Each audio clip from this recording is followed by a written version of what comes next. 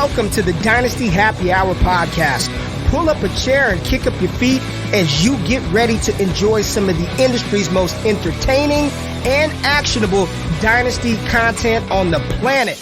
We're talking veterans, rookies, sleepers, and oh yeah, you know the crew has those dad jokes ready for you. So let's not wait any longer and bring on the host or some combination of Doug, James, and Tyler. Welcome back to the Dynasty Happy Hour. I'm your sun-soaked host, Doug Eddy. I'm here with James, FF Chef himself, and Tyler Gumpner, _Tyler, for you keeping score at home on Twitter. And if you're watching us on YouTube, thank you. Drop a like and subscribe to the channel. 99% of the people that are watching this video are not subscribed. So get with it and subscribe to Dynasty Happy Hour on the YouTubes. Much appreciated. Guys, I had a great experience yesterday drafting my Scott Fishbowl team at the Lansdowne Pub in Boston, Massachusetts, with 47 other diehards, and our host Bob was there as well, not drafting, but kind of keeping everything organized. And I got to say, I think we hold the record for fastest Scott Fishbowl draft in history. We got all 22 rounds done in about 3.5 hours on site. Absolutely amazing effort. And if you haven't seen the pictures of the draft board on Twitter, check that out. It is the straightest, cleanest draft board you're ever going to see, courtesy of yours truly, who did every sticker except for one round when I took a break to eat a burger. So that's where I'm at. James, what's going down there in New Jersey? Chilling, loving summertime.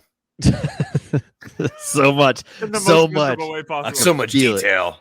No, beach yesterday, bar crawl today for a buddy's 30th birthday. He is crawling. And I crawled right to the mic this afternoon to get this show on the road. But I'm excited. I'm excited to hear that your SFB team is complete. Doesn't mean it's good, but it's done. It's not as good as mine, but I'm still only in the 13th round of my draft, and I'm looking forward. Speaking of crawling, continuing. Am I right? Hey, I'm not the last lead. I was in one of the slowest last year. I know there's one brutal. Still in the 7th round today. So yeah, it's pretty rough. Yeah. No thanks. Tyler, what's going on in Minnesota? Nothing. I had a good day. Are you feeling Minnesota? That's a lot of detail. I mean, nothing. I kicked one of those giant baby. Like no, God no. One of those like bounce. They're huge balls that you get for like $3 at Target or Walmart. I was kicking those really high up in the air with my son in the backyard and my daughter. Had a bunch of fun doing that. We got a couple sick kids, so we're dealing with that. Fun. You know, the pout fish style kids we got. But other than that, it's been really good.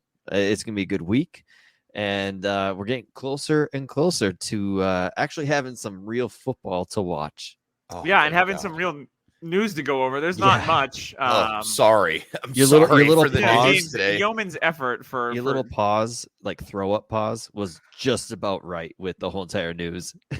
Yeah, it's like not much going on. So before we get into some news and we break down the NFC and AFC South, did want to give a shout out to our sponsor. It's Fantasy Points. We're getting ready for redraft season. We just did the Scott Fishbowl, which is a redraft league, but we got redraft coming up. Probably people are going to start drafting here at the end of July, early August, because if anybody knows how hard it is to get people together in one room if you're doing live drafts, it's me. I don't think I'm going to be able to make the Beantown Brawl draft this year, so I got to send a surrogate to carry my team to the championship, which is always interesting. I get it. So, a surrogate, carry. Yep. Yeah. I love it. Yeah. Love that joke. Give birth to a championship. Let's go. Yeah. So Fantasy Points. You can use code DHH22, get 10% off a Fantasy Point subscription. 90% of subscribers have made the playoffs in the last 2 years, and it's going to be even better this year because they are absolutely stacked and yoked with content on Fantasy Points. It's the lowest price in the industry, Analytic powered draft tool, DFS optimizer. So, you know, if you like to play DFS, you're like, you know what, redraft's not for me, or maybe you drafted a team and it's week 5 and they've already crapped the bed and you're out of it. DFS is also live on there, so that's going to get you some value as well. Podcast network, just pretty much all the tools, draft sheets, everything that you need, you can find on Fantasy Points. So use code DHH22 and get that 10% off a Fantasy Point subscription today. All right, we're going to talk NFC and AFC after this awesome news that we have, guys. It is just can't wait for this deep news. Cuts of news. There's so much going on. Let's start in San Francisco. It's not about Jimmy Garoppolo. It's not about George Kittles and bits. It's not about Deebo Samuel getting traded. It's not about Trey Lance. Okay, thank God. Who else could it be about then? I mean, Brandon Ayuk. It's not about Jawan Jennings, but it is about Brandon Ayuk. So his performance during minicamp wasn't what you would expect from a veteran receiver, according to Jack Hammer. Is that his real name? I guess so. Okay. I don't believe it. I think that's sus, but whatever. Of the Santa Rosa Press Democrat, we know what we've always talked about these Niners beat reporters, and now there's one called Jack Hammer, and I'm on tilt. His name is Jack Hammer is. I think James just realized the info that he just He gave. really nailed the press content. Jack Hammer. So it looks like Brandon Ayuk, the third-year receiver himself, struggled with drops and wasn't on the quote-unquote same page as second-year quarterback Trey Lance after the two spent some time working together in the offseason. Which is hilarious because everything I've seen from those videos, they seem to be just fine. So it's like almost like the Niners beat writers just want to stir up the pot because they're hate the players on the like, hey, Niners. Jimmy Garoppolo had an ice cream sandwich, but instead of vanilla ice cream, it was chocolate ice cream. That's news. Trey Lance had vanilla ice cream sandwich, which means he doesn't have that dog in him because he got vanilla and doesn't like flavor. Yep. Like that, it's ridiculous. Like, where are we getting this? Like Brandon Ayuk, he doesn't need to be the guy. Debo's the guy. Kittle's the guy. All Ayuk has to do is get those 4 catches a game, and he could break one. Like Ayuk's a perfect wide receiver 4 or 3. I'd say more of a 4, but if he's your 3, you're fine because he's got major upside with Trey Lance. I'm fading all Niners reports because all it is it's Trey Lance. It's Brandon Ayuk. What's next? Deebo Samuel, once again, might feel like leaving San Francisco. All right. Ayuk to me is like he started off in the doghouse last season, and we all got scared. And then he finished pretty strong, right? This just seems a little volatile. I think that his momentum was going up in the second half of the season. We saw him put together a solid second half of the season, and he was a decent wide receiver 3 in fantasy for you. And we all know like Ayuk's talent. He was a first round pick. He was better than N'Keal Harry, clearly. Oh yeah. So this is an interesting thing to keep an eye on. Do you think this opens like a nice little window to go and acquire Ayuk from the owner that might be like, I'm sick of this like up and down and I just want to like wash my hands of him? I think if you're looking for a low-end wide receiver 3, high-end wide receiver 4 to fill in gaps, bye weeks, et cetera, flex options, I don't think he's a bad target to go after. I think he does have upside, but he's not very consistent, and he does have competition for targets on that roster. We don't know how much they are going to throw the ball with Trey Lance, and we can guarantee that he's not the number 1 target on the team. So he's a decent play. I think he keeps that mid-range wide receiver 4 floor for fantasy. So he's an okay player for me. Okay. I agree with that. Yeah. Dave in the chat even said, there's such big volume concerns, run heavy team, third option, new quarterback. You know what? The thing is his price is kind of devalued already to where I don't think those worries are with the price. So for me, I think Dynasty Trade Calculator, last I checked, had Ayuk before the season ended at like 21. Like it was pretty high. And now I think it's at 11, which I think is too low.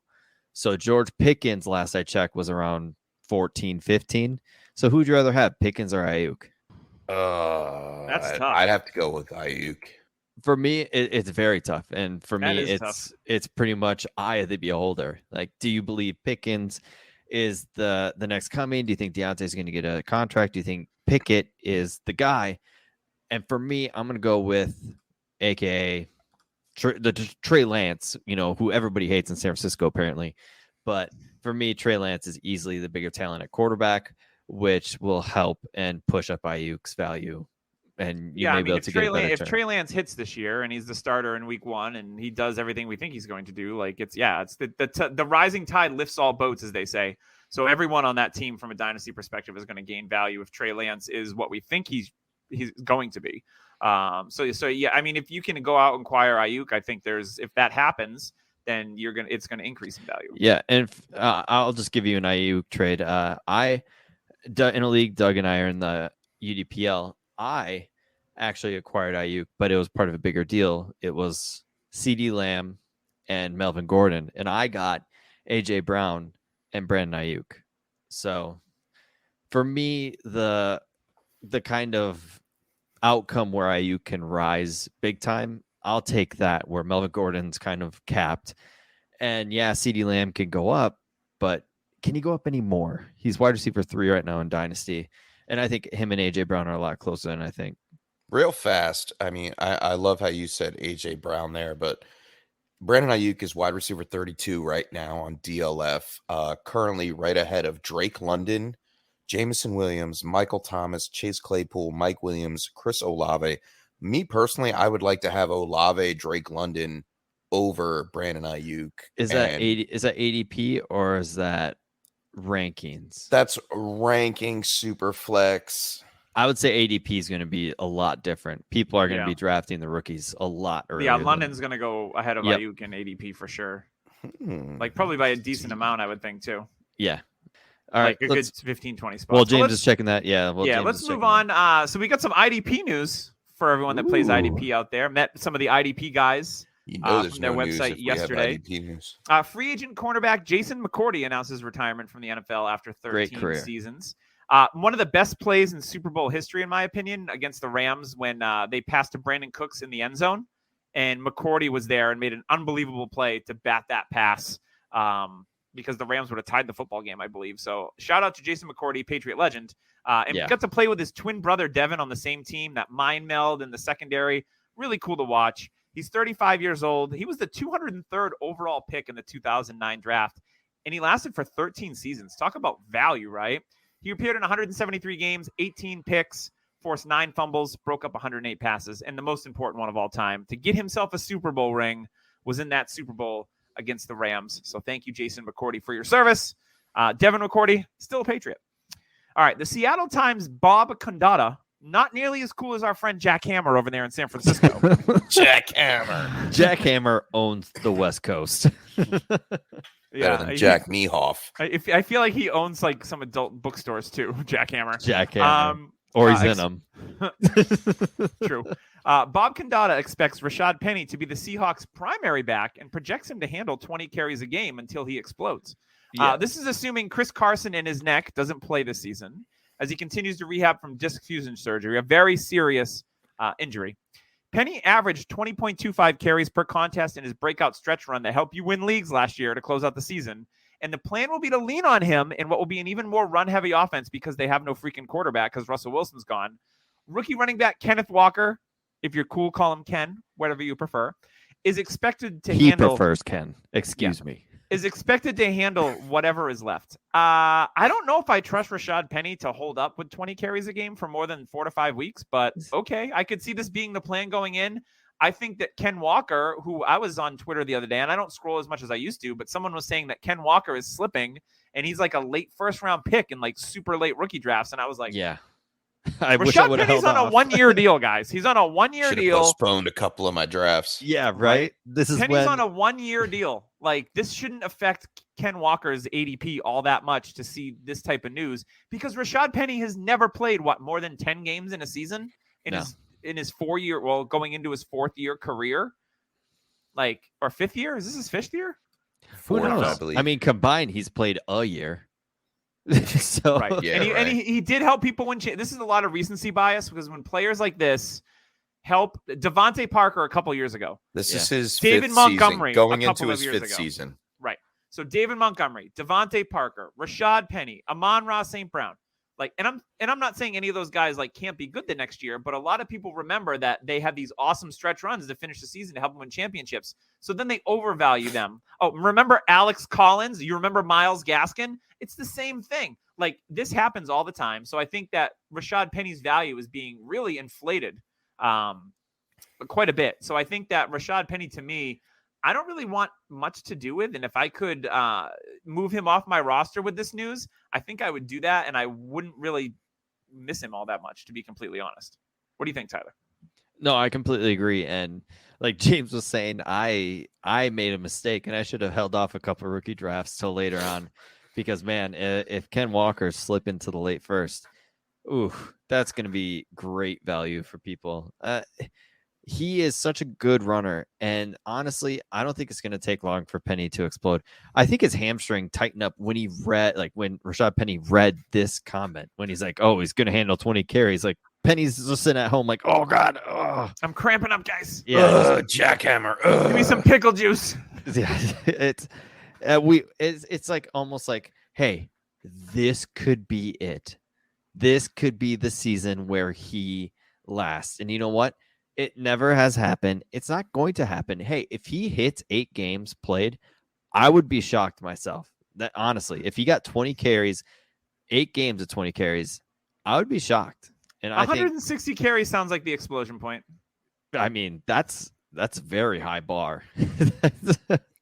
I would say he hits 100, a milestone, and then boom, poof. I mean, I don't have him on any rosters, but if I did, I'm waiting until he does hit a potential breakout game this season, because he is going to get overutilized because there is no quarterback play. They're going to run the ball. That offensive line ain't good, though. Back, and it's going to implode. Draft 2 tackles. It's going to implode. So as soon as he hits, Dwayne Brown's not coming back. Sell. Like you said, use this news to sell on Rashad Penny right now. Ken Walker is definitely the future on that franchise. 100%. Yeah, so their first game is against the Broncos. Good luck. Yeah, Broncos good. Then they got the Seahawks. All right, then they get they play themselves. Then they play themselves and lose. Of course. Then they get the 49ers. Yeah. So that's not great. But then they play the Falcons, which is going to be a barn burner of a game, because we'll talk about the Falcons themselves. Game of the week. Be Seahawks versus the Falcons. ESPN 7. Brought to you by Jackhammer. All right, let's move on. I did want to give a shout out to Trophy Smack. Awesome. I saw some of the videos from them hosting the Scott Fishbowl draft, and I got really jealous because I was like, yeah, they got arcade machines and bowling shuffleboard, a bowling. I'm like, well, I'm in a bar in Boston, which was nice, mind you, but I was like, it ain't this. No. So maybe I need to sign up for LA and just fly out next year and just do that. I was thinking about that. I was pretty jealous. Which would be kind of cool. But make sure you upgrade your fantasy league today. So if you just got done with hockey and basketball and you need a trophy, head on over to Trophy Smack. If you play football like us, baseball will be ending in the fall, so you can get your trophy then. But any sport that you play, and they're all completely customizable. James has his awesome customized belt with the Swedish Chef. Tyler was recently on the Podathon with Matt from Trophy Smack. Great guy. We met him in Canton last year. Whatever it is, Trophy Smack has the right trophy for you. And you can use code DHHRing and get a free $60 championship ring with the purchase of a trophy or a belt. They also have stuff for the losers of your league, because we don't want to forget about those guys. Once again, it's code DHHRing for that free ring at checkout. All right. We're going to cover the NFC first. Yeah, Jackhammer is not in the NFC. In the NFC South even. So let's talk about the NFC South. I'm going to start with Atlanta because that's Tyler's team. Ooh. And we saw a lot of movement with Atlanta in this offseason. We saw Matt Ryan get traded to the Indianapolis Colts. We saw them draft Drake London in the top 10 of the draft. Russell Gage went to fellow NFC South team Tampa Bay, so he's gone. Calvin Ridley is suspended for the year. They trade for Bryan Edwards.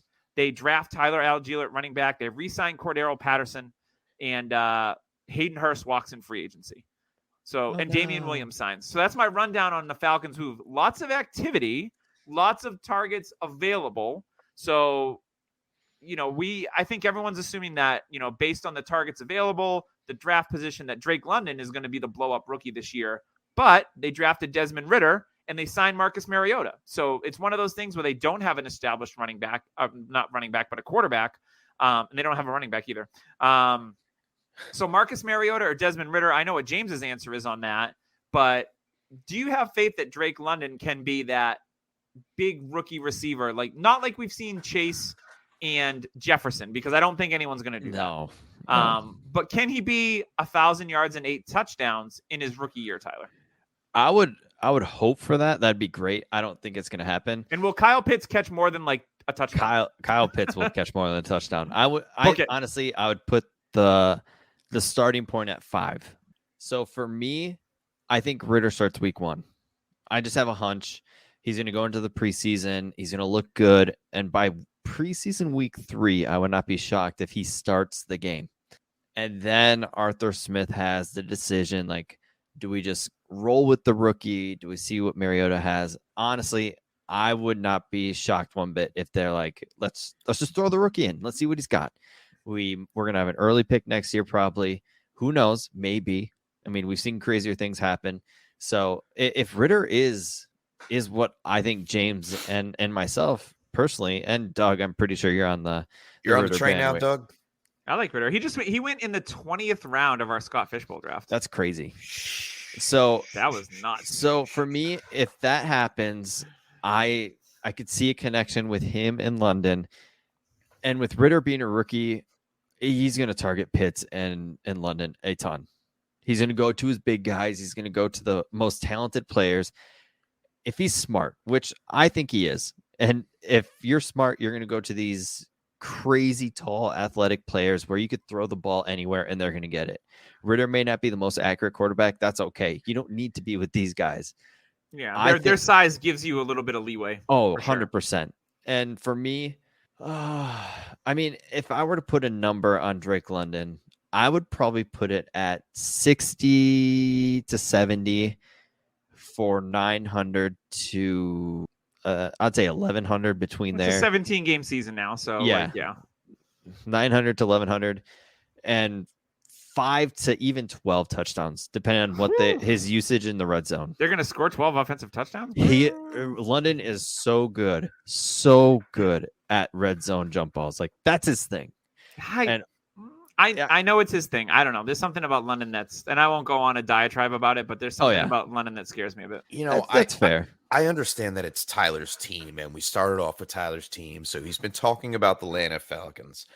But Drake Buckingham Palace London, he was one of the top 3 wide receivers in this class, drafted number 8 overall. He is the next Mike Evans. Oh, let's not say that. NFL. No. Let me, because he's about 10 pounds short of Mike Evans' size. All right. He's great at the contested catches. I could make a model of Clay the same size as Mike Evans, and it's not going to be Mike Evans. He is going to be a fantasy asset for years to come. He's got the basketball background. I'm not as sold. You're not as sold, but you know what? For me, I saw the film, and for what he needs to do in that offense, he's a big target especially in the red zone. I think he makes it happen. For me, it's the expectations. Like, I don't want expectations too high. This is the Falcons we're talking about. The Falcons. Like, let's not jump to conclusions and say he's going to be Mike Evans. Like, he could be good year 1 and still be very productive. Justin Jefferson and Jamar Chase has ruined wide receivers, rookie wide receivers for fantasy football completely. Before, it was second year is their breakout. Like, and then before that was 3 years is their break. Yeah. Like, now we're just like, hey, I drafted this rookie. He's going to be a top 12 receiver. That's not what happened. Well, I didn't say that. No, I know, but I'm saying, like, we need to keep expectations. We've been spoiled by Jefferson and Chase. For sure. Yes, and for me, let's keep those down because we're going to be disappointed like crazy this year with receivers. Like, I love Garrett Wilson. I would not be shocked if Garrett Wilson gets 700 yards this year and 8 touchdowns. That's me because I don't believe in this offense, the quarterback. But if Ritter or Mariota can show some signs of a good quarterback play, London will be a productive fantasy asset. So for me, if you got London, I would pencil him at wide receiver 4 for your team. Don't over exceed the expectation. I wouldn't rely on him on a weekly basis until he starts to show production. 100%. But I am very excited for this offense. The offensive line needs to play better. This whole team needs to play better. Backfield's wide open, I think, too, which is interesting. Patterson, they're all over the place with reports. They say he's going to be the lead in the backfield. Then now reports came out last week where he's going to be utilized less in the backfield, and they want to use him at receiver and catching passes. So it's like, okay, like, let's not play his game. He's 31 years old. Let's stop the hype for Patterson. Stay away from the backfield in Dynasty. That's Tyler Algier will get a chance. Goal line. Will he succeed? I don't think so. I was not a fan. I mean, I have him in a couple leagues just because he's a Falcon. And hey, if he hits, he hits. But he reminded me a lot of Zach Moss on tape. So that's not a good sign. All right, let's move on to the Carolina Panthers, who just acquired a new quarterback in Baker Mayfield to challenge Sam Darnold on that roster. That's the reports, is there's going to be a camp battle, whatever. It should be Baker's job to lose because Sam Darnold's still seeing ghosts after all these years. Christian McCaffrey reported to be 100% healthy. They brought in the backup for him, Donta Foreman, who looked really good in Tennessee last year when Derrick Henry was down. They still have Chuba Hubbard in that backfield, but I think Foreman is the backup to McCaffrey in the event that McCaffrey gets injured again. I'm hoping not, because I have a handful of McCaffrey shares on my teams. And then at wide receiver, they still got Robbie Anderson. They've got DJ Moore, who we all love. And then there's been reports that Terrace Marshall's running with the ones, and he is their wide receiver 3. At tight end, they don't use him a lot in this offense. Ian Thomas, forget about him in Dynasty. He's a blocking tight end. If you're going to go after a cheap tight end that you want to get that has upside as athletic, it's Tommy Tremble. So you heard that here. But the Panthers didn't really do a lot to move the needle when it comes to offensive pieces this offseason. And McAdoo. They do have That's the needle. They do have McAdoo, which does that move the needle down? McAdoo, I don't know if the needle could go any further down. Yeah, so I think this offense, they did do some work on the offensive line, which I think is good. But I don't think we're going to see much of a difference in play with the Panthers. I think Mayfield is an upgrade over Darnold. I don't know. This one's a hard one to scout. There's a lot of players that I like on the Panthers, but I just don't know. DJ Moore is going to catch 4 touchdowns and 1,100 yards. He does it every year. That's probably not going to change. I guess the real key is, can McCaffrey, and we saw it last year when he was healthy, he was still averaging 20-plus points per game. There's been talks that they want to use him less, which makes sense. Him being injured the last 2 years and not really having an injury in his career up to that point. So he's still young. McCaffrey's still, I think, an elite fantasy asset, but it's one of those things. I think McCaffrey's tough. You're either confident that he's going to get this huge workload again and be a stud, or if he gets injured again, his value is going to tank. I think you don't need to worry about value. If you've got him, you've got him. That's it. He's on your team. Just ride it out. Yep, just ride it out, because he's worth more to you than he is in any trade. I agree with that. And then as far as the receiving options go, DJ Moore and Terrace Marshall, I'm not touching Robbie Anderson. See you later. Bye. There's Baker. He's this OBJ type drama queen, almost retired. Without tells me the talent. He's checked out. He's like a fill-in wide receiver 6 on your dynasty roster. It's really not worth it to be there. But Terrace Marshall, he was an LSU Tiger, 2nd-round draft pick. He was on that he flashed in the amazing preseason team with Jefferson and Chase. He's a deep threat and could be the future after they let Anderson go next year. He's got 4.4 speed. I think now is the time to buy him because he did so terrible last year. Doesn't matter who the quarterback is. I think these his guys price are has going to gone stick up a around. little bit, but yeah. I mean, with the Baker news, I'm assuming that all the pass catchers' value went up just a and little. The reports on him too have been positive.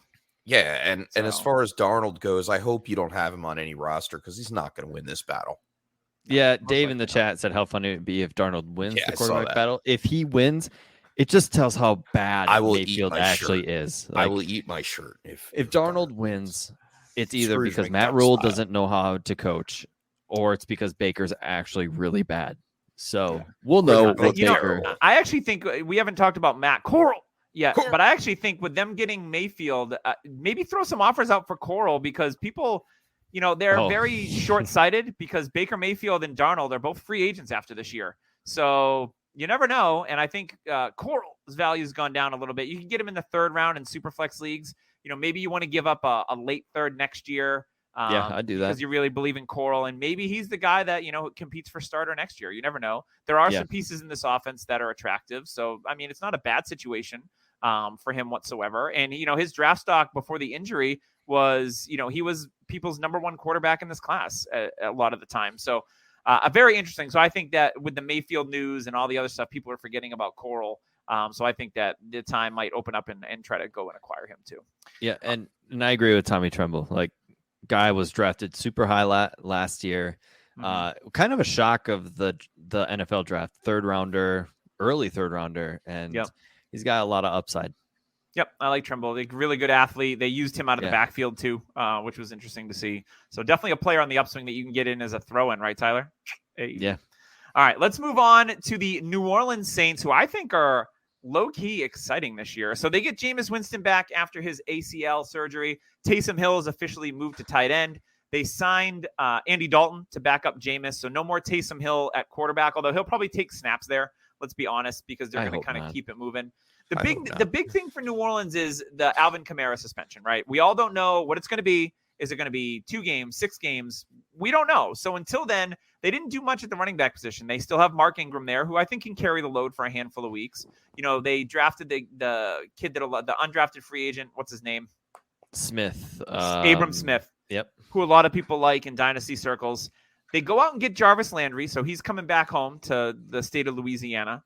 They draft Chris Olave. Hopefully they get Michael Thomas back. Didn't look clean running routes on Instagram a few weeks ago. And I think he's still a bit of a malcontent. So I don't know if I trust Michael Thomas as far as I could physically throw him. And then, Taysom Hill moving to tight end. What does that mean for Adam Troutman? Like, I like Troutman, but I think Hill is going to just destroy between the two of them. I think it's going to really hurt Troutman's overall potential with that team. But I actually like this offense a lot with adding Olave as a field stretcher. We know what Jameis can do throwing the deep ball, so I think it's a really good match for him. And then having Landry and Thomas, if they're all healthy, I think this offense can be like low-key really good. I really like Jameis's growth last year before he got hurt, and he was a low-key Konami code quarterback. So Jameis was, I think he averaged 20 or 25 yards rushing a game, which over time adds up. He had some rushing touchdowns. He's slimmer. He's doing crazy workouts as usual. So I'm kind of in on New Orleans at a lot of their prices. James, what do you think about the New Orleans Saints? I don't hate it. If everybody shows up, like you said, I quite enjoy Jameis Winston. He's a definite buy low right now. I think DLF ADP is at like QB 23. He finished his QB 33 last year, only playing 7 games with the 59% pass completion. But he had 17 fantasy points per game. So that's like a easy QB2 in Superflex leagues. And that was without Michael Thomas. That's without Landry. That's without Olave. I think Marquez Callaway was the number one. If all three of these guys preseason star show up and Kamara isn't suspended, we will see a high-powered offense from the New Orleans Saints. I don't think they hold back. I think they're built to win now. They went out and acquired a veteran in Landry. They moved Taysom Hill to tight end, which I really don't want for dynasty purposes. I think it makes Troutman really a buy low right now for the future. And yeah, I don't have a problem with anybody on this team. The only big question mark is Alvin Kamara with the suspension. We don't know when it's going to happen. I would rather it happen the first 6 games because then he knows. I mean, the incident happened in the end of January, early February, so you think we'd know something by now. Like, I don't think so. I think it happens something like mid-season. Like, it's going to be great. Like, we're going to have 4 or 5 games of Kamara, and then suspension for 6, and then we won't see him again until the fantasy playoffs. Yeah, I would think it would get something like that would get done before the season, but just never know. They're waiting for Watson. Like, that's the issue. Watson, that's the big whole Watson jackhammer case to drop. Is the whole entire thing. Like. And that we'll get, like, going back to the Falcons, like this whole Watson suspension. If Watson gets 4 to 6 games, why is Ridley getting a full season?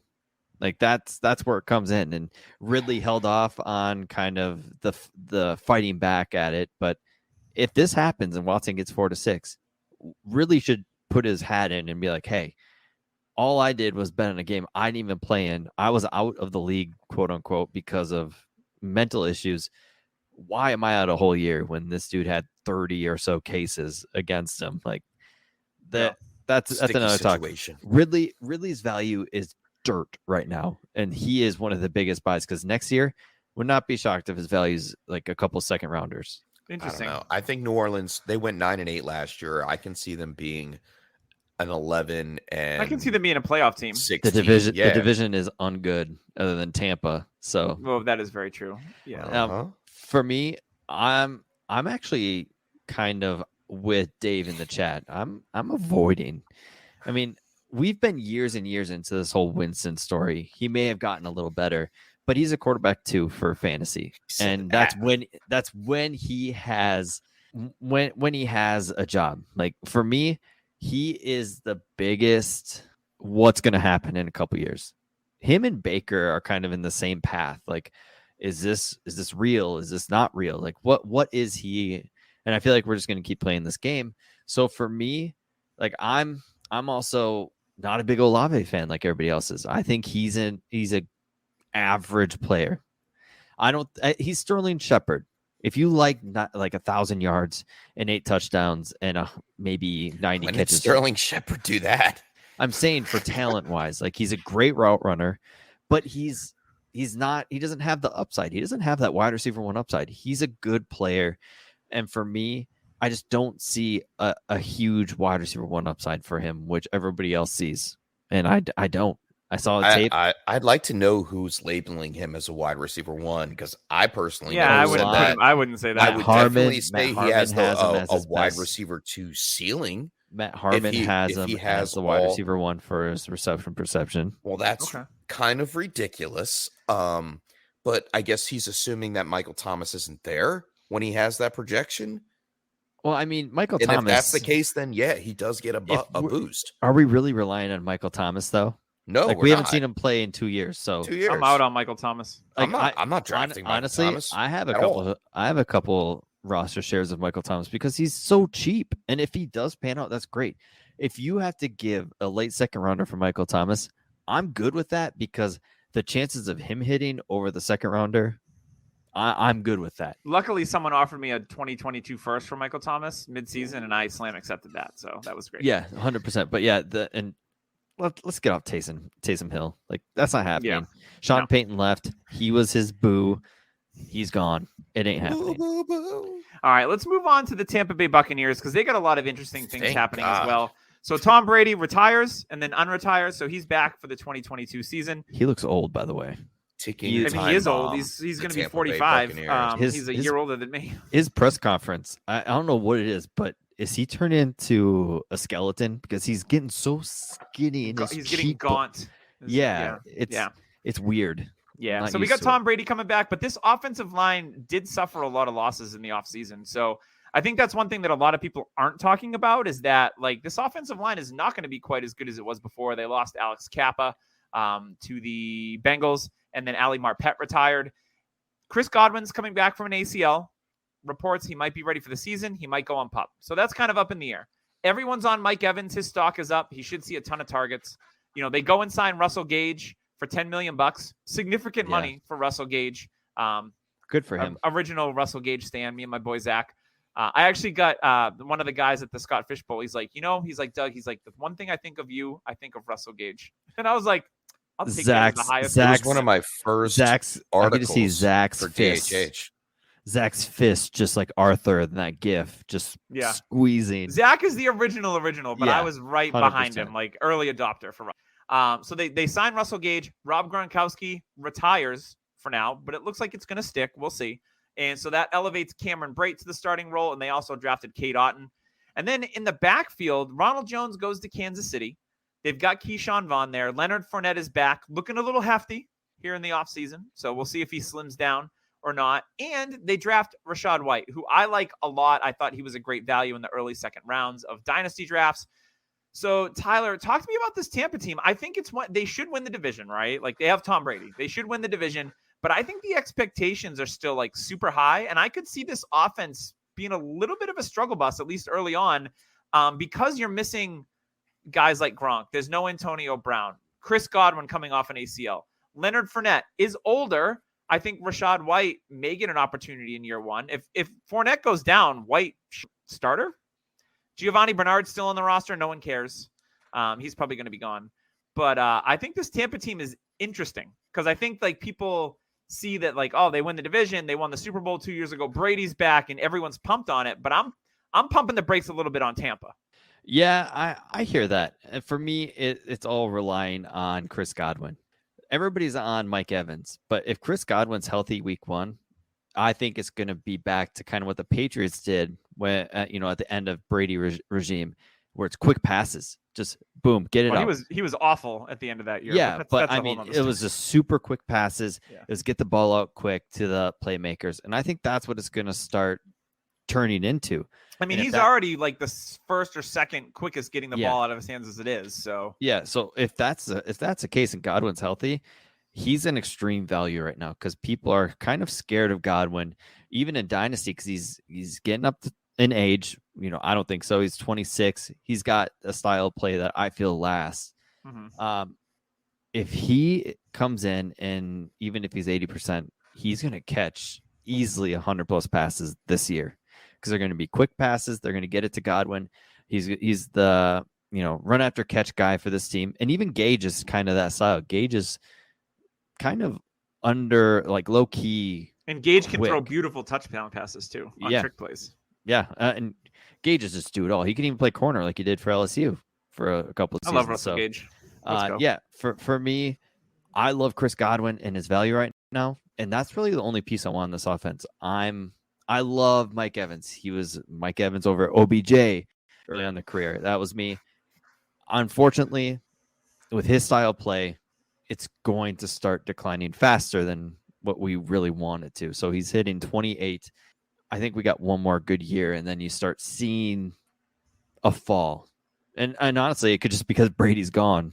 Well, we see him fall after he catches the balls. Exactly. So Torrey Holt Jr. He's definitely not run after the catch. I mean, yeah, for being that big, he's not very physical after the catch. He's physical at the line, to get separation. Oh, yeah. But after, physical. But for me in the running backs, I'm actually not a big Rashad White fan. So for me, he's too upright, too straight. Just go straight style of runner. With a bad offensive line or a younger offensive line, that's not going to really work out for him. So for me, it's Lenny or bust. And if you're a win now team, Lenny's a perfect RB2 for your team. Offer a second rounder for him because he could easily be a top 12 running back for you that is really cheap. I know we're saying that their offensive line took a downgrade with Ali Marpet and Alex Kappa not being there this season, but they do have Tristan Wirfs and Shaq Mason. It's not like they're totally dead in the water. And I think it's Mike Evans as the main threat in this offense. We don't know when Chris Godwin's coming back. He got injured in week 15 of last season. When did he get injured? Way later than that. No, tore his ACL in week 15. We don't know when he's going to come back. He's most likely starting the season on the PUP list, and they don't have to rush him back. They just extended him for 3 years. And what kind of player are you going to get, and what kind of quarterback do you have to throw to him when he does get back on the field? I think he comes back early because it's Tom Brady's potential last season. Yeah, I mean, that's that. They don't have to rush him back, and that's all I'm saying. But either way, I rely on Darden and Tyler Johnson. No, I think Russell Gage. I think Russell Gage is a value right now. I think Mike Evans, if you have him on your roster, you're not selling. You're holding him, and you're a win now team. Darden, Perryman, Scotty Miller, deep as the well goes, throw him a dime, someone will catch it. But I'm not really interested in those players. But Russell Gage, I am interested in. Yep. He's going to be the wide receiver 2 on that team. He was recruited by Brady. He's a week-to-week flex play for your dynasty rosters and has upside due to Tom Brady. He was having the best career of his career, year of his career last year. 70% catch rate, 770 yards, only 14 games.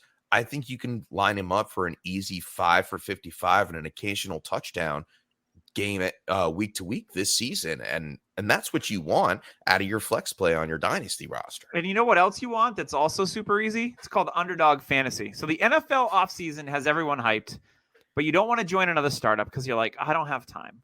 Well, guess what you can do? You can go download the Underdog app right now, hit pause, go download it. It'll only take 8 seconds if you got good Wi-Fi. Then use code DHH to have your deposit up to $100 matched right away. Free money for something you're going to play anyway because we're all degenerates. So go get some free money, enter yourself into the rookies and sophomore draft. There's MLB on there right now, NFL best balls, which are a lot of fun. Over-under predictions for in-season, which is where I tend to make more money, is in the prop bets. So don't miss out on this deal. Once again, it's code DHH for your deposit up to $100. And they also have Best Ball Mania is going on, which is the huge $3 million winner. Crazy tournament. If you win that tournament, you're making more than a lot of NFL players, let's put it that way. And you did it from the comfort of your home. And because you listened to Dynasty Happy Hour and you used our code DHH on Underdog. So you're welcome in advance. We'll take a small percentage of your winnings. Just kidding. No, we won't. But you can give it to us. We won't complain. All right, let's move on to the AFC. I'm going to start with the AFC South Champions last year, the number 1 seed in the AFC. And this team has had a lot change in the offseason. Oh, yeah. It is the Tennessee Titans. So Ryan Tannehill is still your quarterback. They draft Malik Willis, who slips all the way down to the 3rd round. We get Derrick Henry back healthy after his Liz Frank injury last year. They go out and draft Hassan Haskins late in the draft. A lot of people like him. They lose Donta Foreman. I think they still have Dontrell Hilliard, who I like a lot. Correct. Had a nice game against my Patriots. They have Chestnut. They have Joey Chestnut. He's Not eating Joey. hot dogs. I know. That's His brother. Yes, Julius. Orange Julius Chestnut. Orange Julius Chestnut. Oh, my God. It's so good. Let's It's go. right there. Let's go. But they trade A.J. Brown on draft day to the Philadelphia Eagles for a bunch of picks. They turn around, use one of those picks, and they draft Treylon Burks. Now the off season is like, yeah, he's having a hard time with the air. I don't put much stock into that. But they go out and sign Robert Woods, or they traded for Robert Woods from the Los Angeles Rams, who looks really good recovering from his ACL injury. We've seen some workout videos from him, and he looks normal to me. Like I don't see any hitch in his giddy up. But I like Robert Woods a lot. They move on from their tight ends, pretty much all of them, and they sign Austin Hooper to a deal. So this is apparently is building great chemistry with Tannehill because they're the same player. They talk on the phone every day. So there's a lot of new faces in this tennis. So Julio Jones is gone. The only real face that's back is Ryan Tannehill and Derrick Henry. Everyone else is pretty new, and they went out and drafted a rookie quarterback, a rookie receiver, a rookie running back, and a rookie tight end. So 4 new offensive pieces for the future, I think, because I think Haskins, Chigaquanko, and Burks and Willis can all play. So this is going to be interesting because I think they're trying to do almost like a soft rebuild while they're still competitive, which is really tricky to pull off. It's a Steelers-esque situation. Yep. So it's for me, for the Titans, it really comes down to how much juice does Derrick Henry have left and what can we expect from Treylon Burks and Robert Woods in this passing game? It's probably one of the hardest teams to kind of figure out going into the season. We know they have a good coaching staff with Mike Vrabel. We know they've got a winning pedigree. They've won games. They were the number 1 seed in the AFC last year, for Christ's sakes. So they should be back and good. They lost some pieces on defense too. So this is an interesting team. James, what do you think about the Titans? Is there anyone here that you're more intrigued by, or you're just kind of like, this is roll of the dice type of team? I like Hassan Haskins because you were getting him late in rookie drafts. He can catch and knock people over. He was a 4th round pick from Michigan, 1,100 yards, 20 touchdowns, 18 receptions on 22 targets. I like that. He's a perfect taxi slot candidate for Dynasty. Dontrell Hilliard did great in the 8 games we saw him last year, averaged 9 fantasy points per game. That's okay.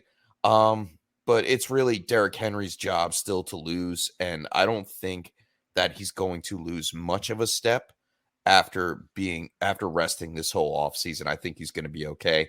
He did get rushed back late last year during the playoffs, and he did not look the same. But, come on. The guy fractured his foot. Of course he's not going to look the same. It's taped up with 10 rolls of masking tape before a playoff game. It's not going to look the same. I like the addition of Bobby Trees. I was always a big Bobby Trees fan, and I think he fits the offense perfect. He translates to any offense. You can just put him anywhere. Yeah. Ryan Tannehill is a creature of habit as far as leading a player in the middle of the field, and that's where Bobby Trees can actually, just get open. He just gets open all the time. Player. He's a great route runner. You could use him in a lot of ways. I think we see Treylon Burks getting mixed in probably within the first, 3 to 6 games. Nick Westbrook-Akina, right? He's still there. Westbrook-Akina is still there, but I think it's Treylon Burks' job to lose. For sure. As the wide receiver 2. I don't think he's the wide receiver 1, and I don't think he puts up wide receiver 1 numbers for the team. I really think it's Bobby Trees. They did draft the kid out of Stanford, who a lot of people like. UCLA's Phillips. Kyle Phillips. A lot of people like Kyle Phillips. Wilson Phillips. You know what you got to do in Dynasty? You got to hold on. Yeah.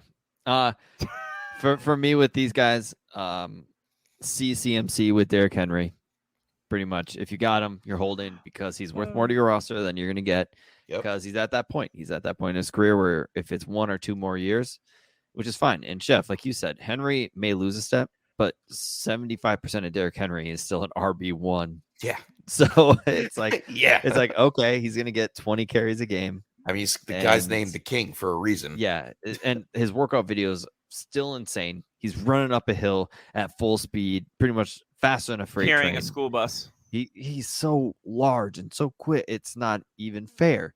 He could have that AP style career where it's just he's 31 and then all of a sudden hits 32 and boom, he disappears. Like that. That's what it could just be. I'm not a big Haskins fan. That's why I'm picking up Chestnut all over the place. A lot of reports have been positive about him. He's a good runner. And I think he profiles better in this offense. Early adopter. Yeah. Just saying. You heard it here first. And for me, Treylon Burks is going to be interesting, to say the least. Like, he's all over the place. So for me, like I was listening to Establish the Run with Alvin Silva and Adam Levitin, and they had Harmon on, and Harmon was talking about he doesn't believe it's asthma. He actually thinks it's because he's out of shape. Because if he had asthma, why didn't this come out sooner? Why wasn't it in college? And can the air really just like the difference in air? The foothill of the Smoky Mountains over there has got a lot of pollen. I mean, that's the rumor. It's the ginseng. For me, if he's truly out of shape, for me, honestly, I'd rather have him be out of shape than have asthma. For me, what happens if it's both? Oh God! I mean, he can't get in shape because of the asthma. How fast can he run pulling an oxygen tank? It could be asthma. Because can he strap it to his back? Is that part of the uniform code? What's the over/under on oxygen use on the sidelines this season for Treylon Burks? For me, that's not the big difference for me because he's gonna probably be like a 70% type player for his career. That's what he kind of profiles as because he's kind of got a little Debo to him. He's used differently than a lot of receivers were in college. So for me, it's all about the style of offense they bring with Burks in and how often he gets targeted. He could be a huge steal in drafts right now because he's fallen. Or he could be the biggest bust of this class and just hurt so many people. He could be N'Keal Harry. Like, that option is there. The warning signs were there. And now there's even more warning signs about his physical ability, which is what we were depending on. I have one share of Treylon Burks, and if it doesn't work out, I won't be as sour. I'm not. Just remember, Jamar Chase couldn't catch passes because the ball was too long. I mean, this is different. This is completely different. He can't even be on the field. That's a little different. And it doesn't seem like Vrabel is very happy with Burks because he's been unavailable, and every time they talk about him, Vrabel just looks pissed off at the world. All right, 120 targets, Bobby Trees, at least. All right, let's move on let's go to Indy. Didn't have a ton of changes here in the offseason, but they did change their quarterback for the 3rd year in a row. They've gone from Phillip Rivers to Carson Wentz, and now to Matt Ryan. I'll miss you. Yeah, the backfield remains largely the same. Jonathan Taylor and Nyheim Hines. Marlon Mack is gone. He's off to another AFC South team, which we'll talk about here in a moment. Jack Doyle retires, which kind of opened the door for Mo Alley Cox. They re-signed him to a long-term deal. They still have Kylan Granson, and they draft Jelani Woods, who I think is a project. It's going to be a couple of years for Jelani Woods. An old project. He's already old. So yeah, that's true. And then at wide receiver, everyone's on Michael Pittman in Dynasty, deservingly so. I think Pittman is a great player. They draft Alec Pierce in the 2nd round, so they've got him. And then Paris Campbell, who's there to play at least 3 or 4 games. But they lose Zach Pascal to the Eagles, who is a quality depth piece for them. But Ashton Doolin, if you want a deep sleeper for Dynasty, he flashed a little bit last year. But I think Matt Ryan is the story here. He's already got rave reviews out of camp, being able to throw it into tight windows. Matty Ice is a good player. He's going to play with the best offensive line of his career in front of him. He's not going to be running for his life. He's got arguably the best running back in football behind him. And he's got a young up-and-coming receiver in Michael Pittman. So I like a lot about this Indianapolis Colts offense. I'm just really interested to see, we know Pittman's going to get his, but who's going to be the second guy in that passing game? Is it going to be Nyheim Hines? So, could be. So James. Yeah. Paris Campbell. You can call him the Eiffel Tower. Yep. You can. I don't want to, though. It's legal. It may be like a gift store version, like the gift shop style. I mean, version. if I had to nickname him anything, I'd probably call him Le Miserable or something like that, Less because Miserables. he's been freaking Less terrible. Yeah, and T.Y. Hilton's still a free agent, so maybe he makes a return with the team on a cheap veteran deal, because they don't really have much depth.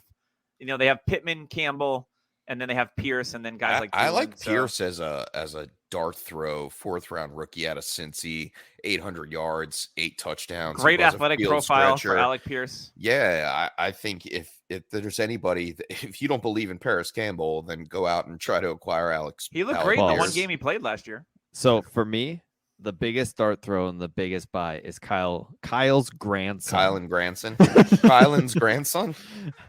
No, honestly, Kyle Granson. I like Kylan Granson.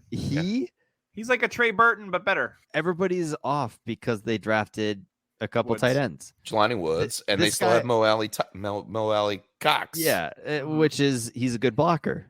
For me, the best option, especially Matt Ryan, who loves throwing it to middle of the field when he's in trouble, is Kyle Granson. Like, this is a perfect fit, and people are off. Like, he is a perfect He's a throw-in for forgotten trades. man. Like people, The are like, only oh yeah, reason why- Kylan Granson. That's right. He's I a agree player. with you that Kylan Granson is a talent that should be had, but the only reason why we're all off of them right now is because there are 3 of them in the back in rotation. I mean, if Mo Alley Cox gets what him and Doyle combined for over 600 yards and 7 touchdowns last year, that'd be tight end. That'd be a tight end 1. That'd be a low end tight end 1. Why wouldn't he? He's the most experienced tight end in the backfield. Because He's a big, good huge target. blocker. He's a good blocker, and Doyle was a good blocker. They need that in, like, their offensive line is good. It's not as good as it was. So they're going to need a big man there. That's not Kylan Granson. He's not a big man. No, he's a move pass tight catcher. end. Yeah, Yeah. 100%. So for me, they're going to use him a lot more than we think. And me personally, he could be the sneaky tight end that we're all kind of fading for no reason, because Jelani Woods comes in and we think he's Granson, be a could I starter. see him catching 50, 60 passes? Sure. Yeah, 100%. And all you need is what, Doug? 30 yards and a touchdown. Tight end 1. Let's go. Tight end 1. It's real easy to do. It's real easy to do. Check it out. That's a Humpty Dance reference for all you cool kids out there. And if you got that, bonus points for you. I have never gotten busy in a Burger King bathroom, but it's on my bucket list. All right, that's about it for the Colts. There's not a whole lot shaking there. Can we talk about Houston? Because I want to melt faces.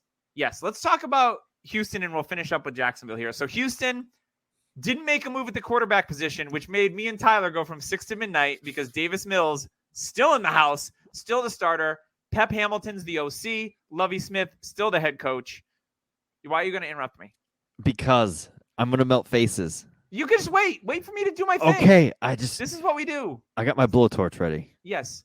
So Brandon Cooks re-signs a long-term deal. Nico Collins, 2nd year. They've got guys like Chris Conley. They draft John Mechie, who's coming off an ACL injury. So see if he factors in this year at all. My man Brevin Jordan, one of my biggest dynasty buys at tight end. I gave out some really nice stats when Chef and I had our solo podcast a couple weeks ago when Tyler was gone. Just go back and listen to that. But Brevin Jordan, he's that spark guy. Loved him coming out of Miami. There's no reason for him not to double or triple his production here in year 2. At the running back position, David Johnson, he's gone. He's gone. They draft Damian Pierce, who a lot of people like. I know he's a small sample size guy. I like him. Rex Burkhead is back because, Nick Caserio, the favorite. former Patriots GM, is their GM, so he's got to do him a solid. And then we've got Marlon Mack. They signed him as a free agent, so for all intents and purposes, he should be their starter starting the season. So I think there's a lot of interesting pieces here in Houston. But I was the most psyched for Davis Mills because I liked what I saw from Davis Mills as a rookie last year, who kind of got thrown into it, and no one expected him to start games.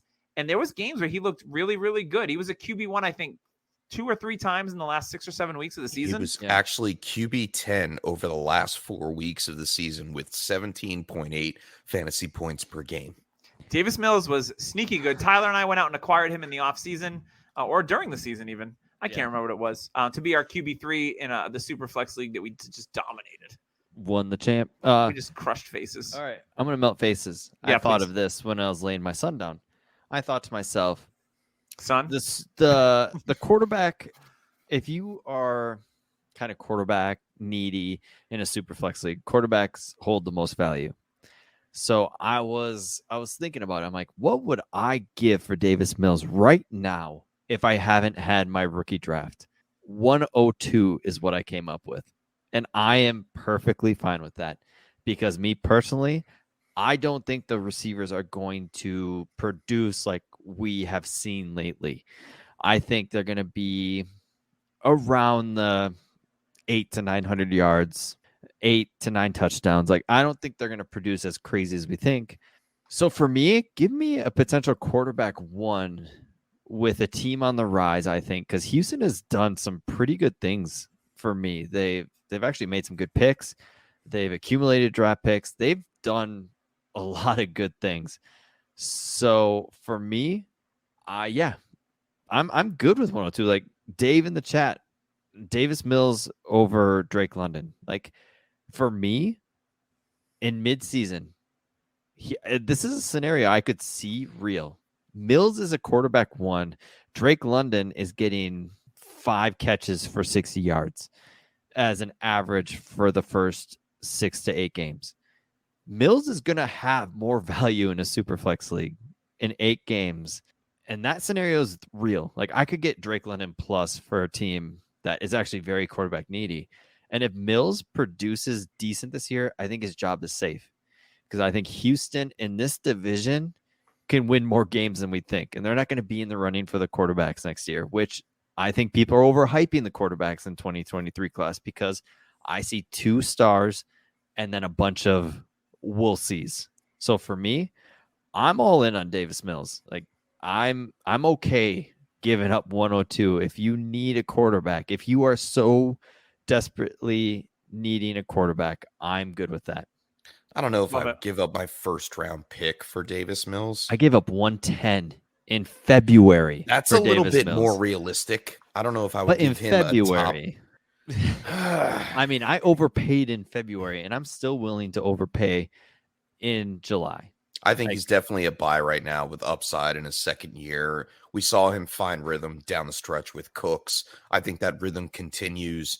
I think we still see if you're a competing team and Brandon Cooks is out there, I would try to go and acquire him on the cheap because he's a ticking time bomb as far as age.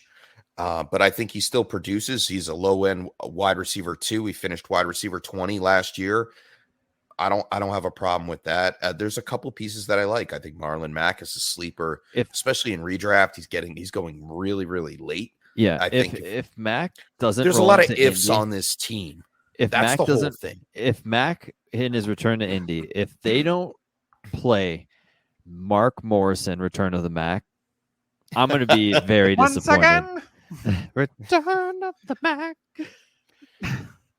Oh my God. If they don't you play lied that for to him, me. You said you wouldn't rush for 100 yards. You lied to me. But I really like Houston. Like, I like John Mechie. I love the style of play. They've got their basketball team. They got Nico Collins, the big jump ball guy. They got Brandon Cooks, the speeds are down the field. And they got John Mechie, the short intermediate route guy with Brevin Jordan. This team, like what if they draft Bijan next year? Like who?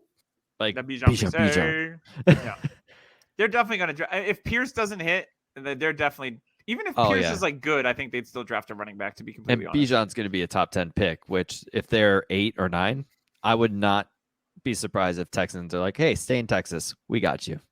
Yeah. Bring some fans into the building. I like Damian Pierce, man. 16 total touchdowns. I don't know what to think. Senior year. 23 years old. Had 100 attempts. I don't care about his age, but like it's only just a small sample size. Yards. Yeah, small sample size. He might still have a lot to. He is Samaje Perine. Don't tell me that. He's the third down back for Cincinnati Bengals. What? You mean Chris Evans, right? Oh yeah, he should be Chris Evans. It is Chris Evans this year. We talked about that on Captain the Spark America episode as well. We did. All right, let's move on to our last team of the evening, and that is the Jacksonville Jaguars. Lots of movement for them in the offseason. Trevor Lawrence looking to build off his disappointing rookie year, and I'm not too worried about Trevor Lawrence in Dynasty. Travis Etienne trying to get on the field and play an NFL game. You know, he suffered a Liz Frank injury. They shelved him for the year. So fancy of an injury. All the workout videos have been like everyone's drooling, and you know, Travis Etienne's stock. has gone up quite a bit. He's my RB2 in Scott Fishbowl, by the way. So Nice. looking forward for some big things from Travis Etienne. They go out and they sign Christian Kirk to an absolutely absurd deal. $20 million, resetting the market briefly until like 4 other receivers got more money. Marvin Jones is back with his red zone targets. Laviska Shenault. Where is he? I don't know. You know, this makes me so angry because I've always liked Laviska Shenault. It's a copycat league. Just use him like they use Debo. Like, come on. Like, you mean Traylon Burks, right? Sure. So Laviska is still there. They re-signed Laquan Treadwell, who looked really good for them actually last year. Don't laugh. I'm laughing at Dave's comment. This in the French chat. does sound Yeah. Can I get a Liz Frank, a Liz Liz Frank Franck. injury and a side of Grey Poupon? so lots of things. And then tight end, they signed Evan Ingram, who's disappointed over the last couple of years because New York just didn't know how to use him. Hey, can you run 5-yard slants till your face falls off? And not drop Thanks. Yeah. So Evan Ingram, great athlete, great rookie season, historic rookie season at the tight end position, and then it was all downhill from there. it. So Yeah. maybe Evan Ingram can resurrect his career a little bit. James Robinson tore his Achilles, so Don't know when he's going to return. I can't imagine he's going to start the season. I don't think he's going to do a Cam Akers, but we'll see about that. And then they drafted what's the running back they drafted there? Oh my God, I'm drawing a blank. Oh, Snoop got was me. it wasn't Snoop Snoop Connor. Connor. Right? Snoop Connor. Snoop-a-loop. Snoop-a-doop. Yeah, Yeah. which a buddy of mine, Al, was huge on before the draft, and when he got taken the 5th round, was like, "See, I told you so." But you know what? I like him in Jacksonville with Etienne. They're a good pairing. Yeah, I think NTN's ceiling is massive. It's Kamara Swift-esque. For sure. So, I mean, we've obviously seen that baked into his ADP. Every month that you check it on DLF, it's like, who's one of the largest risers? It's Travis Etienne.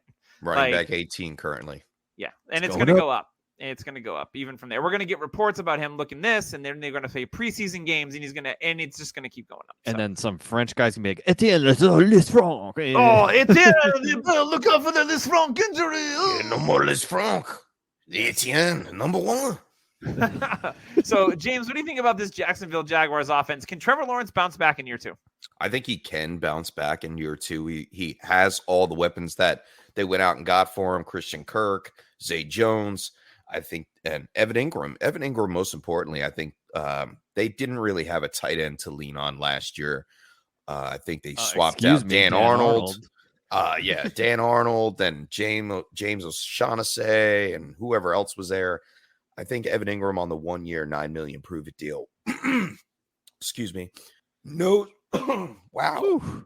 That's going to have to be edited. The fantasy forces are trying to stop you. I'm from getting talking. choked up talking about my love for Evan Ingram. Yeah. No. They're like, James, not again. Don't do it. Does it work out? Force choked. I think he is a weapon for Trevor There's so many Lawrence. jokes there. Yeah. I got forced. Oh, man. But that sucked. Anyway, I think Trevor Lawrence steps up in his second year with Doug Peterson, knows how to utilize a quarterback, knows how to utilize the tight end. We saw Zach Ertz flourish in a system from Doug Peterson. I think Ingram can do the same. Christian Kirk, I think he's going to be the wide receiver 1, but I don't want any of the wide receivers. I want Lawrence, Etienne, and maybe some Ingram on this team. Other than that, I'm staying away from the rest. Yeah, I love Trevor Lawrence. I had him in a bunch of Devy leagues. I traded the world for him, and You there traded are Jamar some. Chase for him. That's true. And I honestly, in a super flex league, if I'm quarterback needy, it sucks, but I'm not as depressed as I would be if I traded for Fields. So there's fair.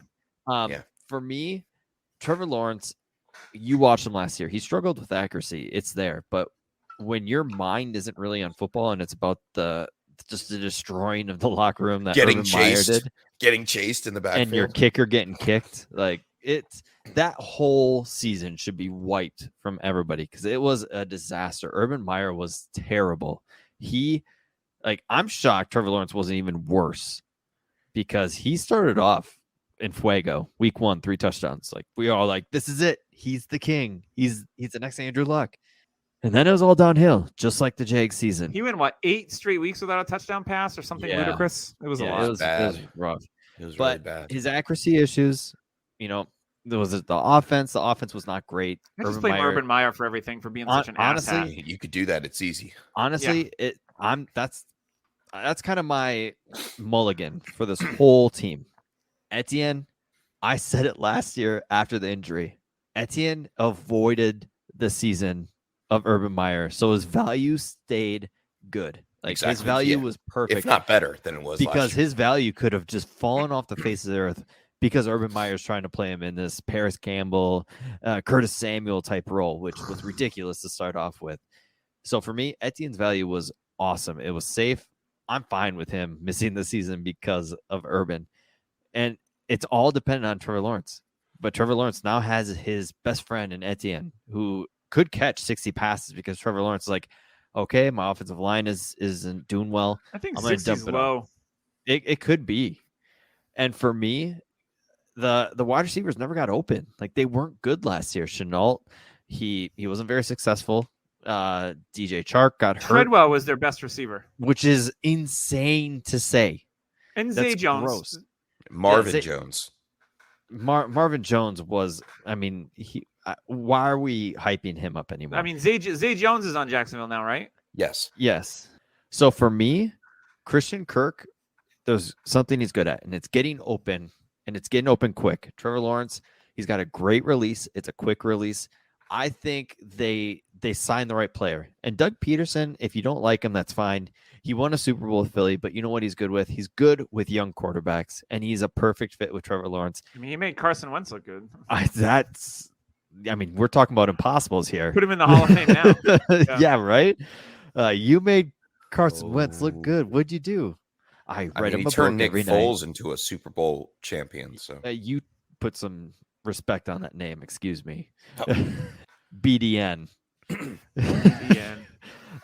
So for me, I'm back in on Trevor Lawrence. It struggles because Jacksonville's going to Jacksonville. I don't think they're going to be a team that's good for a while unless Trevor Lawrence becomes this king that we all thought before. Can he be good and not great? Yes, those are outcomes. But for me, I still think he's got a chance to be a top 5 Superflex quarterback because of the youth. The talent is there. So for me, the dip that has happened on Trevor Lawrence, I'm dipping all the chips I can. You're buying the again. dip. Which every dip has sour cream in it, cream cheese, sour cream, whatever it is. Yeah, spinach artichokes. I think that's mayo. Yeah, I think that's a good recap of Jacksonville. I think they're I think this whole AFC South is just ripe with very interesting situations. 100%. Like, good. We look at every single team on here, and you're like, interesting. Like, there's no rock solid except for Derrick Henry and Jonathan Taylor. I mean, there's no rock solid like, oh, this will happen. It's a lot of we don't know. So Michael it's a very Pittman, I would write but it. Pittman. Would you guys have Pittman as a wide receiver 1 ending this year? Top 12? Yes. I think he'll be right there. I think he'll be value right in that area. His value is right there. Now he's like wide receiver 13, isn't he? Like right now. Yeah, in a recent trade I actually offered a first and a second for Pittman, a 23 first and a 23 second for Pittman. So for me, he said no. I'm like, okay, I get that. But I offered the same for Bateman, and it was like an instant accept. Like, I could have just got him for cheaper. So I think Pittman might be hitting that ceiling, the cap ceiling of value, to where you could be like, what if Matt Ryan did fall off? What if he isn't as good as he is? Like, there's scenarios where you can start thinking about, okay, and the Colts will be like, man, 3 years in a row we've got we've got the ass end of the loaf of bread. As Andrew Luck is just like sitting there, just chilling. All 150 pounds of dip. him. Yeah, I was gonna say, he does not look like Andrew Luck anymore. So yeah, reading a book with his flip phone. Yeah, it's crazy. So I think that's going to wrap us up this week. Thank you for joining us once again. Before we leave, though, make sure you check out dynastynerds.com and sign up for the Nerd Herd. Use code DHH for 15% off of any subscription. There's trade tools, extra Nerd Herd episode, prospect film room, prospect scores, and the Dynasty GM. And if you're looking for some new threads, you got the itch because you just bought a Scott Fishbowl t-shirt, whether that was on RotoWear or through the sites on Etsy. Go on Verdi and Global. We've got a lot of cool DHH stuff on there, too, that you can find. So if you got that itch, go ahead and scratch it. we're gonna get out of here for this week. What are we doing next week? We're doing the North. We're doing the North. West last. We got it. We have to save the West. The West is best when it comes to fantasy. Yes. Yeah. Especially AFC West. That's going to be a That'll be a show fun one. of the ages. That'll be a fun one. So thanks again for joining us. Make sure you check out Apple iTunes. Leave us a rating and review so we can get bumped up and get easily found and support the love. And like I said, make sure you're watching us on YouTube, like and subscribe. Thank you for tuning in to everyone in the chat. Much love. Hope you're here next week when we come back on the Dynasty Happy Hour.